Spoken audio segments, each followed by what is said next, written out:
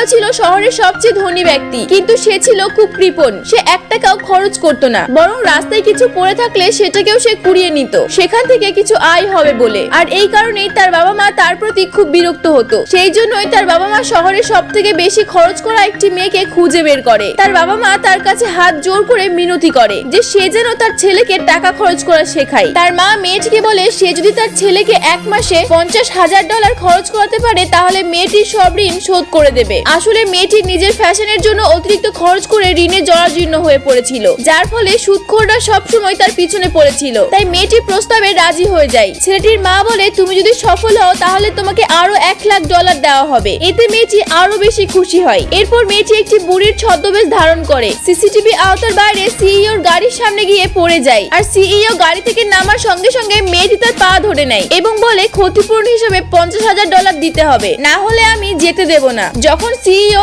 এদিক ওদিক তাকাচ্ছিল তখন সে ভাবলো তার চালাকি বোধহয় কাজে লেগে গেছে। কিন্তু সিইও যখন বুঝতে পারলো যে সেখানে কোনো সিসিটিভি নেই তখন সে মাটিতে শুয়ে কাঁদতে আরম্ভ করলো। সবাই ভাবে মেয়েটি বোধহয় সিইও কে ধাক্কা মেরে ফেলে দিয়েছে, তাই তারা বলে মেয়েটি এখন সিইও কে ক্ষতিপূরণ দেবে, না হয় ওর কাছে ক্ষমা চাইবে। মেয়েটি ভাবতে পারেনি যে চালাকি করতে গিয়ে সে নিজেই ফেঁসে যাবে।